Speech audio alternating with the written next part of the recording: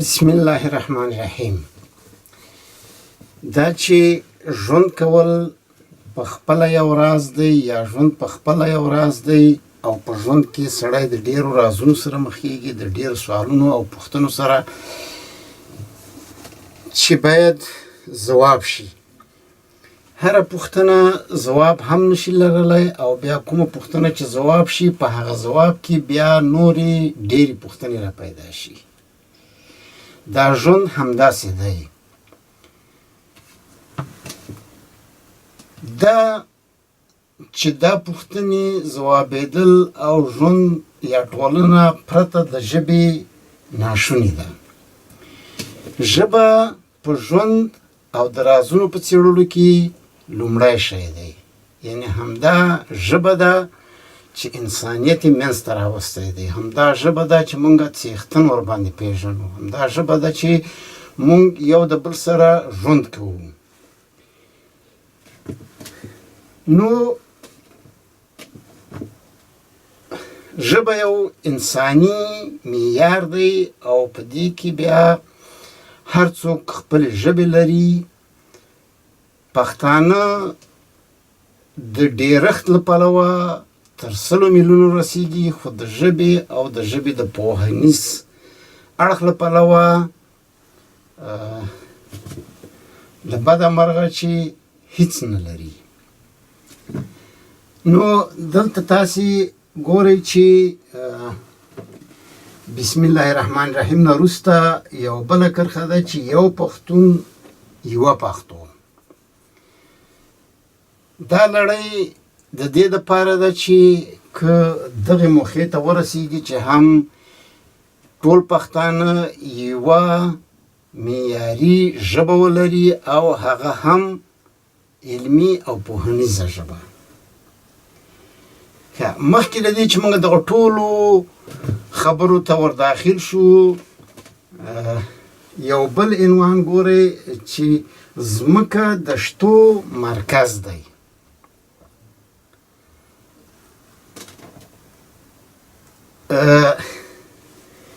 کوپرنیک، ګالیلیو ګالیلي او کپلر ډېرې خوارۍ وکړي او له هغې نه پخوا هم چې دا ثابته کړي چې ځمکه د شتو یا د لمر مرکز نه دی، بلکې ځمکه په خپله د لمر په شاوخوا باندې راګرځي او یو ستوری دی له 9 ستورو څخه چې دا په لمر باندې راتاویږي.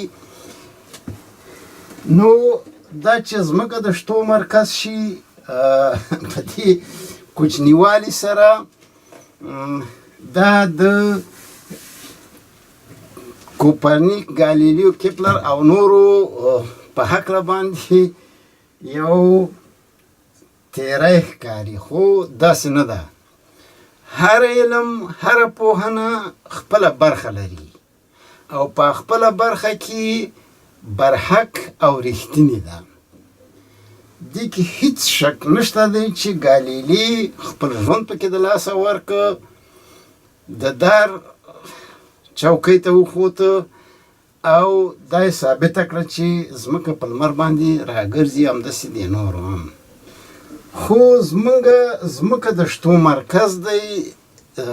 دا معنا لري چې په ځمکه کې انسان اوسیږي او انسان د شتو مرکز دی. دلته کېدای شي موږ او تاسې یوه ویډیو وګورو چې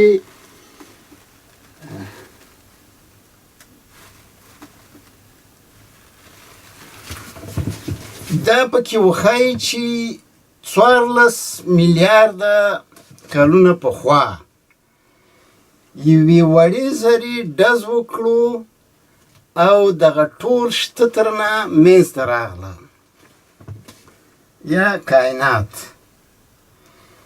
او دا همداسې سره پسې پراخیږي. د طبیعي علومو له پلوه دا خبره بیخي سمه ده. دوی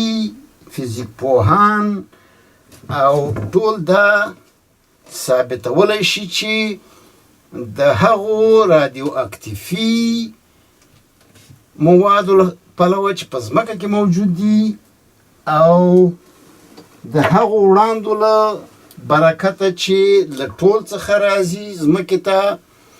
دا خبره یې په پوره دقت سره ثابته کړې ده او ثابتولی شي خو علوم یوازې طبیعي نه دي ټولنیز علوم د انسان په ژوند کې هم یو بنسټیز برخه او بنسټیزه برخه او ونډه لري زمونږ دا څېړنې د ټولنیزو علومو له پلوه پیل کېږي او طبیعي علوم هم په څنګ کې ورسره څېړل کېدی شي او یوه اشاره ورته کېدی شي ځمکه د شتو مرکز دی سوال پیدا کېږي چې شته یعنې څه شته څه شی دی دا ټول شته په دوه سیټونو کې اوډل کېدلی شي یا اټکل کېدلی شي د دې درې ګوډي په بڼه باندې چې دا زه او دا نه زه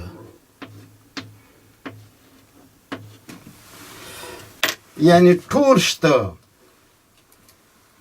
دوه سیټه دي هغه څه چې زه نه یم او زه د هغې په باره کې اټکل او تصور کوم یا زما خپله نړۍ هم خپله داخلي نړۍ او هم زما هغه پوهاوی د خارجي نړۍ په هکله باندې دا د زه برخه ده او هغه چې زه نه یم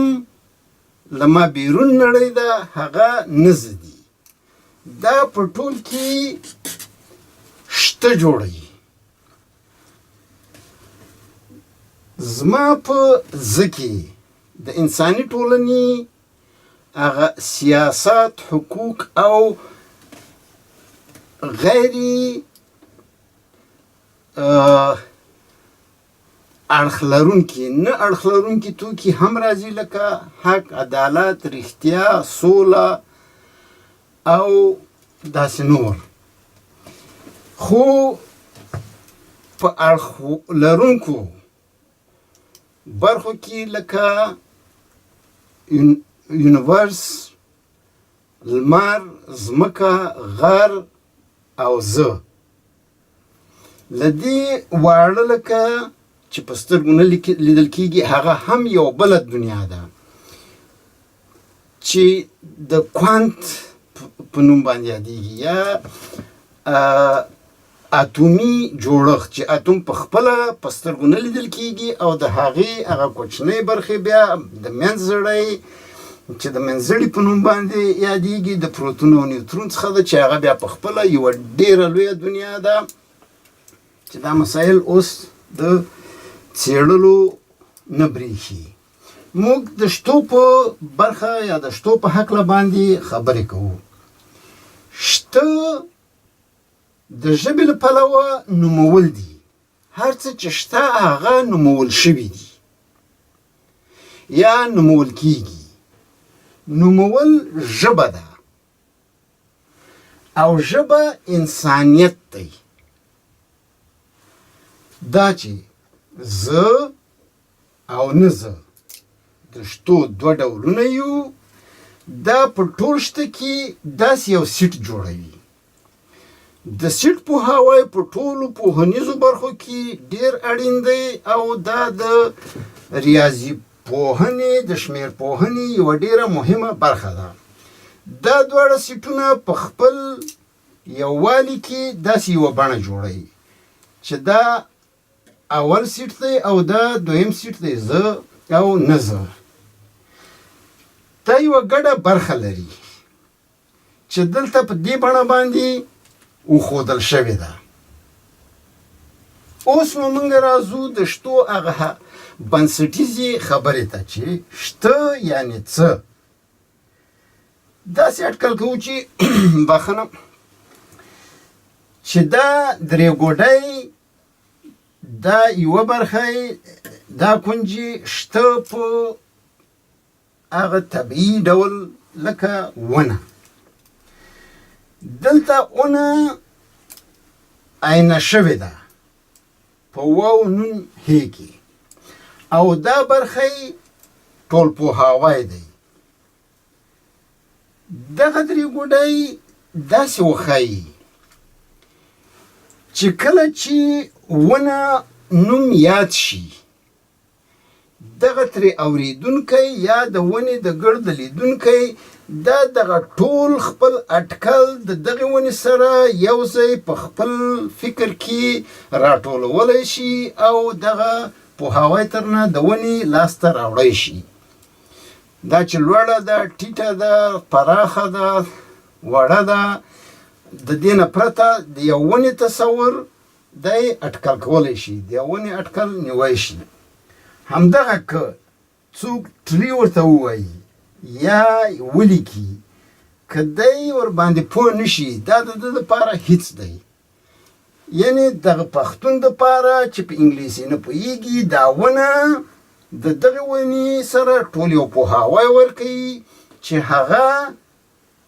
مونږ ته د دغې نړۍ هغه پېژندګلوي راوښیي او په دغه ډول مونږ په ژبه باندې